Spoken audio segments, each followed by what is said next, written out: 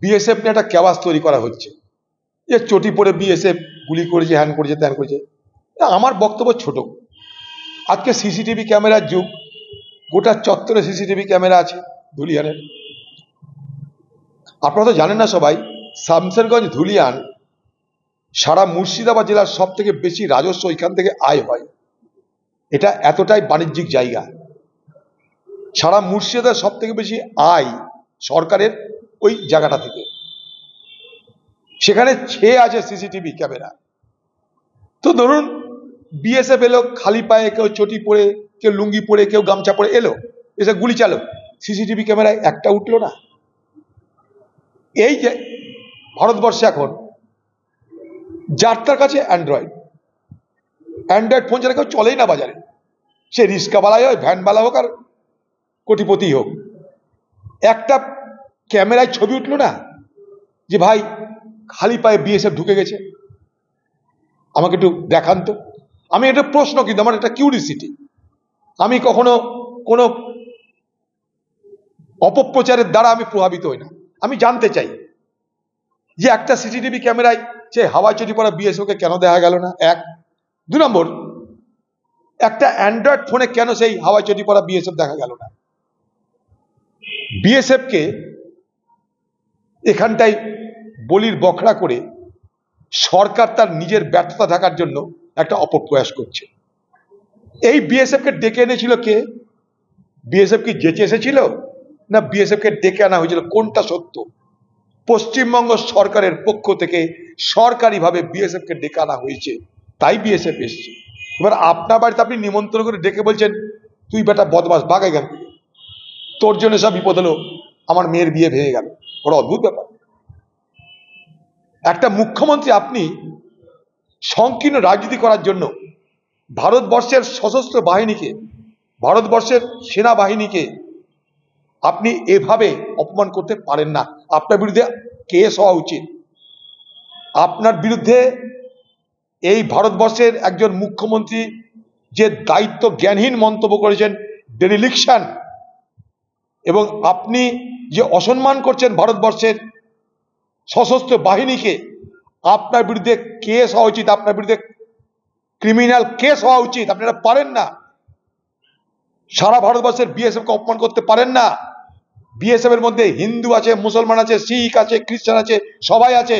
যান দেখাশুন যারা বিএসএফ তারা কারা। আপনি পারেন না এইভাবে একটা বাহিনীকে অপমান করতে। আপনি বলছেন 5,000 টাকা ঘুষ দিয়েছে বিএসএফ, দিয়ে ইট মারিছে, প্রমাণ দিতে পারবেন আপনি? বিএসএফ 5,000 টাকা ঘুষ দিয়েছে? আরে ঘুষ তো আপনি দেন, আপনার দল দেয়। বিএসএফ এর কাছে কোথায় পয়সা জনে জানে বিএসএফ ঘুষ দিবে? আর যদি দেয় আপনি ধরতে পারেননি কেন? আপনি একটা ক্রাইম করছেন এই কথা বলার মধ্যে দিয়ে। ভারতবর্ষের সশস্ত্র বাহিনীকে অপমান করছেন, আপনি পারেন না একজন মুখ্যমন্ত্রী হিসাবে? আপনি নির্বাচিত মুখ্যমন্ত্রী, আপনি ডেকেছেন বিএসএফ কে, সেই বিএসএফ এসছে, তাদেরকে এখন আপনি বলির বকরা করে গাল দিচ্ছেন, তাদেরকে মানুষের শত্রু বানাচ্ছেন। আগামী দিনে বিএসএফ কে এলাকার মানুষ যদি খুন করে, আপনি দায়িত্ব নেবেন? আপনি তো বিএসএফ কে জনগণের দুশ্মন বানাচ্ছেন নিজের পিঠ বাঁচানোর জন্য।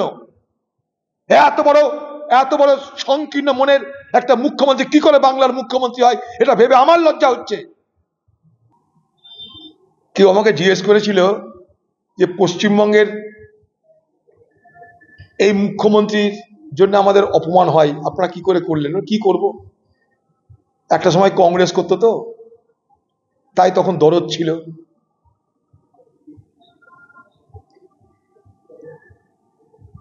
তো মনে করুন শামসেরগঞ্জের এলাকার দুটো কনস্টিটিউয়েন্সি কংগ্রেসের জিতেছে, কংগ্রেসের না, এবার লোকসভা ভোটে জিতেছে। এটাই তো তৃণমূলের মাথা খারাপ। প্রথম দিনই বলেছেন তৃণমূলের মাথা খারাপ এইখানেই। লোকাল তৃণমূলের নেতারা, তাদের মাথা খারাপ এইখানে। দিদির অত্যাচার তাদের উপরে এইখানে, যে কি করে মুর্শিদাবাদে সংখ্যালঘু অধ্যুষিত জেলায় শামসেরগঞ্জ আর ফারাক্কা জিতে গেল। দিদিকে বাঁচাতে তো দাঙ্গা, দাঙ্গা মানে বিভাজন। তার জন্য তো সবকিছু ছেড়ে এবার বেনাশালাকে ধর, কংগ্রেসকে ধর। অপরাধ, কংগ্রেস জিতেছে ওইখানটায়।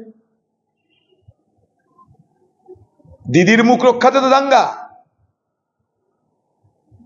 শান্তিপূর্ণ সেই আন্দোলনের পিছনে মদ খাইয়ে লুম্পেনদের মিছিলে ভরে দিয়ে ওখানকার তৃণমূলের নেতারা তো লুটপাটটা করিয়েছে, সিসিটিভিতে সব আছে, দেখে নিন আপনারা। কখনো বিএসএফ কে বলির বখরা করছে, কখনো কংগ্রেসকে বলির বখরা করছে। রাজ্য কার? কংগ্রেসের না আপনার? মুখ্যমন্ত্রীকে আমরা না আপনি? ওখানকার এমএলএ কে আমরা না আপনি? ওখানকার পঞ্চায়েত কাদের? আমাদের না আপনার? সবই তো নিয়ে বসেছেন লুটপাট করে কেড়ে করে। এখন ছেলে ভুলানোর গল্প করছেন যে কংগ্রেসের এলাকা। আরে আপনি আসুন, আপনার উচিত আসা, যদি মুখ্যমন্ত্রী, আপনার আসা উচিত এখানটায়। এই মুহূর্তে 7-8 দিন পার হয়ে গেছে, রক্তাক্ত মানুষ ঘর বাড়ি ছেড়ে পালিয়েছে, হিন্দু পালিয়েছে, মুসলমান পালাচ্ছে, হাসপাতালে ভর্তি হয়ে আছে গুলি খেয়ে 12 থেকে 15 জন। কলকাতার অ্যাপেলোতে ভর্তি হয়েছে একটা ছেলে, যান খোঁজ নিয়ে দেখুন, মৃত্যুর সঙ্গে লড়াই করছে। একবার আসুন আপনি, আপনার তো উচিত ছিল একবার আসা। আরে ফারাক্কা ব্যারেজে ভালো ভালো গেস্ট হাউস আছে, এখানে এসে আসতে পারতেন, কচি কচি মাছ ভাজা খেতে পারতেন, পোস্তর বড়া খেতে পারতেন, কবিতা লিখতে পারতেন, দুঃখের কাহিনী লিখতে পারতেন। একবার আসুন, দেখে যান এখানকার মানুষ কেমন আছে, মামাটি মানুষ কেমন আছে দেখে যান। এখানকার মাটি রক্তে ভিজে গেছে, এখানকার মায়েরা স্বামী হারা হয়ে গেছে, এখানকার মানুষ ঘর বাড়ি ছেড়ে পালিয়েছে। অনেক কিছুই চায় না, আবার অনেক কিছুই চায়। কি চাই কি চায় না সে নিজেই জানে। তা আমার বক্তব্য, এর আগেও তো বাংলা ছিল সরকারি দল রামনবমী নিয়ে প্রতিযোগিতায় নেমেছে, দেখেছেন? এর আগেও তো সরকার ছিল, বাংলা ছিল। হনুমান জয়ন্তীতে নিয়ে সরকারি দল আর বিপক্ষ দল ময়দানে নেমেছে প্রতিযোগিতায়, দেখেছেন? এবার তা দেখলেন, কে কার থেকে বড় রাম ভক্ত, কে কার থেকে বড় হনুমান ভক্ত, তা প্রমাণ করতে ময়দানে দিদির নেতৃত্বে তৃণমূল বাহিনী নেমে পড়েছে। এগুলো করার মানেটা কি? এগুলো করার মানেই হচ্ছে যে সাম্প্রদায়িকতাকে উস্কানি দেওয়া, যেটা আপনি করছেন। রামনবমী আপনার জন্মের আগে থেকে হয়, হনুমান জয়ন্তী তো যুগ যুগ ধরে হয়, ঈদ পর্ব যুগ যুগ ধরে হয়। তাদের মধ্যে চলতে দিন, ধর্মকে তার মধ্যে চলতে দিন, ধর্মীয় অনুষ্ঠান হতে দিন। আপনি কেন সেখানটায় মাথা ঘামিয়ে হাম কিসি সে কম নেই, আমি বড় রাম ভক্ত, আমি বড় হনুমান ভক্ত প্রমাণ করার জন্য আপনার মেশিনারিকে কেন কাজে লাগাচ্ছেন, আপনার পার্টিকে কেন ব্যবহার করছেন? কারণ তো একটাই, মুসলমান ভোট তো আবার ফিক্সড ডিপোজিট আছেই, যতটা হিন্দু ভোট খিঁচে নেওয়া যায়। এটাই তো, রামনবমী করে হিন্দু ভোটকে টেনে লাও কিছুটা, হনুমান জয়ন্তী করে হিন্দু ভোটকে টেনে লাও। মুসলমান ভোট তো ফিক্সড ডিপোজিট আমার তো হয়েই আছে, ওটা নিয়ে কোনো চিন্তা নাই। বছরে একবার নামাজ পড়লে গল্প শেষ, বাকিটা টানাটানি করো। এই তো লড়াই। এই লড়াই করতে গিয়ে আমাদের কি হলো দেখুন, এ বাংলার সমাজটা ভেঙে চুরমার হয়ে যাচ্ছে, এ বাংলার সমাজে আগুন লেগে যাচ্ছে, এ বাংলার সমাজে অবিশ্বাসের বাতাবরণ তৈরি হচ্ছে, এ বাংলা সমাজে একে অপরের প্রতি অনাস্থার বাতাবরণ তৈরি হচ্ছে। এটা আমরা চাই না, চাই না, চাই না। আমরা সবাই মিলেমিশে থাকতে চাই। দয়া করে আমাদের সকলকে মিলেমিশে থাকতে দিন। দেখুন, এমন কি কোনো তথ্য প্রমাণ আছে যেখান থেকে তৃণমূলের কোনো নেতা বলতে পারে, এবং সেটা সংবাদ মাধ্যমে বলতে পারে, যে পরিযায়ী শ্রমিকরা সে গন্ডগোল পাকিয়েছে? যদি তাই হয় তাহলে তারা কারা? এইভাবে হঠাৎ করে পরিযায়ী শ্রমিকদের উপরে এই গন্ডগোলের অভিযোগ চাপিয়ে দেওয়া, এটা অমানবিক বলে মনে করি আমি। বরং আমি যেটা আশঙ্কা করেছি, অনেক জায়গায় বলেওছি, আমি সংবাদ মাধ্যমকেও বলেছি, যে এই মুর্শিদাবাদকে নিয়ে যেভাবে প্রচার হচ্ছে দেশ জুড়ে, আর তাতে যেভাবে প্রচারের ঢক্কানিনাদে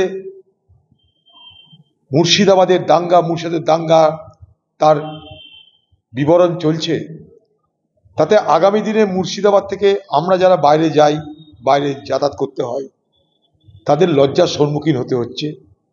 এবং এখান থেকে হাজার হাজারে লাখে লাখে মানুষ যারা বাইরে কাজ করতে যায়, তারা হিন্দুও যায়, মুসলমানও যায়। তাদের জন্য আগামী দিনে কিন্তু সেই সমস্ত এলাকায় মানুষ অনেক প্রশ্ন করতে থাকবে, তাদের যেন কোনো অসুবিধা না হয়। এটা কিন্তু একটা আশঙ্কা কথা। কিন্তু পরিযায়ী শ্রমিকরা এই গন্ডগোল করেছে, এ কথা বলার মতো তথ্য কারো কাছে নেই। তাই পরিযায়ী শ্রমিকদের নিয়ে দড়িটানাটানি বন্ধ করুন। বাংলার মুখ্যমন্ত্রী আজকে তিনিও বলছেন যে যদি ওয়াকফ আইন নিয়ে আন্দোলন করতে হয় তো দিল্লি চলে যাও। কেন পশ্চিমবঙ্গের মানুষ, পশ্চিমবঙ্গে শুধু মুসলমানরা ওয়াকফ আইনের বিরোধিতা করছে তা তো নয়, পশ্চিমবঙ্গে আমরাও বিরোধিতা করছি, আমরা কংগ্রেস পার্টি বিরোধিতা করছি, প্রতিদিন আমাদের স্ট্রিট কর্নিং চলছে। আগামী মাসে আমরা বহরমপুর শহরে ওয়াকফ আইনের বিরুদ্ধে কেন্দ্রীয় জমায়েত করছি। ওয়াকফ মানে শুধু মুসলমানদের মাথা ব্যথা তা তো নয়। ওয়াকফ আইনের বিরোধিতা যারা ভারতবর্ষের সংবিধানকে মানে, যারা ভারতবর্ষের গণতন্ত্রকে মানে, যারা ভারতবর্ষের ধর্মনিরপেক্ষতাকে মানে, তাদের বিরোধিতা। আপনি যান সুপ্রিম কোর্টে, প্রায় 70টা মতন মামলা সেখানে চলছে ওয়াকফের বিরুদ্ধে। তা কি সবাই মুসলমান? কংগ্রেস পার্টিও সেখানটায় মামলা করছে, আজকে তার দ্বিতীয় দিনের শুনানি আছে। কিন্তু বাংলার মুখ্যমন্ত্রী এক অদ্ভুত ডায়লগ দিচ্ছেন যে ওয়াকফ নিয়ে এখানে আন্দোলন করে লাভ নাই, সব দিল্লিতে চলে যাও। কেন আপনি যান না দিল্লিতে? আপনিও তো ওয়াকফ আইনের নিশ্চয়ই বিপক্ষে, আপনি কেন দিল্লি যাচ্ছেন না? এইখানকার মানুষের, পশ্চিমবঙ্গের মানুষের পশ্চিমবঙ্গে কি আন্দোলন করার অধিকার নেই? এখানে আন্দোলন করার অধিকার হিন্দুর আছে, মুসলমান আছে, সকলের আছে। সেই আন্দোলনটা শান্তিপূর্ণ, এই বার্তা দিন আপনি। কিন্তু আন্দোলন করতে সব ওয়াকফ নিয়ে দিল্লিতে চলে যাও। আর ওদিকে মোদির কাছে হাত জোড় করা, যে মোদি তোমাকে অনুরোধ করছি যেন অমিত শাহকে তুমি সামলাও। দিদি, এগুলো শোভা দেন একটা মুখ্যমন্ত্রী? আপনাদের পুলিশ, আপনাদের প্রশাসন যদি অমিত শাহ এখানে বেশি বাড়াবাড়ি করে, অমিত শাহকে জেলে ভরে দেওয়ার ক্ষমতা আপনার আছে। একদিন আপনি বলেছিলেন না ভোটের আগে, মোদিকে কোমরে দড়ি বেঁধে জেলে পোড়াবো? তখন ভোট ছিল, তখন আপনি বলেছিলেন, মনে পড়ছে আপনার? মোদিকে জেলে পুরে ঢুকাচ্ছিলেন আপনি। আর সেই মোদিকে এখন অনুরোধ করছেন, মোদি তোমার কাছে অনুরোধ, তুমি যেমন করো অমিত শাহকে তুমি সামলাও। দিদির সঙ্গে মোদির এত আন্তরিক সম্পর্ক কারণ কি যে মোদিকে দিদির অনুরোধ করার জায়গায় চলে এসছে? এখন দিদির অনুরোধ মোদি রাখবে, এ ভরসাতে দিদি অনুরোধ করছে মোদিকে। কেন? একদিকে বাংলার মানুষকে বলছি ওয়াকফ নিয়ে আন্দোলন করতে দিল্লি যাও, আর দিকে মোদির কাছে অনুরোধ করছে মোদি তুমি অমিত শাহ সামলাও। দিদি, আপনার মূল বক্তব্যটা কি আমরা জানতে চাই। আপনার দলের লোকরা বলছে পরিযায়ী শ্রমিকদের জন্য এখানটায় সাম্প্রদায়িক অশান্তি হচ্ছে। এইভাবে অভিযোগ কার বিরুদ্ধে করছেন আপনারা? এইভাবে অভিযোগ তো সংখ্যালঘু মুসলমানদের বিরুদ্ধে করছেন আপনারা। যান শামসেরগঞ্জে 11 নম্বর 12 নম্বর ওয়ার্ড, পুরো মুসলমান অধ্যুষিত ওয়ার্ড, পুলিশের অত্যাচারে সব ওয়ার্ড ফাঁকা হয়ে গেছে। যান খোঁজ নিয়ে আসুন। মমতা ব্যানার্জি যখন থেকে বলেছে কংগ্রেসের এলাকা, তখন থেকে বার্তা পরিষ্কার, কংগ্রেসের লোকদের উপর হামলা শুরু করো। 11 নম্বর 12 নম্বর ওয়ার্ডে যান, শামসেরগঞ্জে দেখুন, ঘর বাড়ি ভেঙে তছনছ করে সব ঘর ছাড়া করে দিয়েছে সেখানকার পুরুষদেরকে, ওখানকার বীরপঙ্গা পুলিশেরা। একদিকে হিন্দু পালাচ্ছে মালদায়, মুসলমান পালাচ্ছে ঘর ছেড়ে। কোথায় যাবো আমরা? কি হচ্ছে এগুলো? জনপ্রতিনিধি তৃণমূল সবই জানে মমতা ব্যানার্জি, তো জেগে ঘুমাই। সেখানে মোহাম্মদ সেলিম, মীনাক্ষী, আপনি সবাই গেলেন মানুষের সাথে কথা বলতে, কিন্তু তৃণমূলের জনপ্রতিনিধিরা বলছেন যাচ্ছে না। মার খাবে যে ওখানটা, কি করে যাবে? মমতা ব্যানার্জি হাতরাসে লোক পাঠাচ্ছে, মণিপুরের লোক পাঠাচ্ছে, কিন্তু জঙ্গিপুরের লোক পাঠাচ্ছে না। তাদের দলে বড় বড় মুখী আছে, বিরাট বিরাট বক্তা আছে, বিরাট বিরাট উকিল আছে তাদের দলের। কাকতারুয়া উকিলের অভাব নাই, অনেক কাকতারুয়া উকিল আছে, আইন জানে, সবকিছু জানে। শামসেরগঞ্জে যাচ্ছে না মুখ খাবে বলে, মার খাবে বলে। ওখানকার এমএলএ, ওখানকার এমপি, তাদের অবস্থা দুরবস্থার শেষ নাই। কারণ বিপদের সময় তারা কেউ মানুষ হয়ে থাকেনি। ওখানকার মানুষ অভিযোগ করছে, ওখানকার হিন্দু বলুন মুসলমান বলুন অভিযোগ করছে, বিপদের সময় তারা কেউ পাশে থাকেনি। আজকে 11 নম্বর 12 নম্বর মেরে সাফ করে দিল।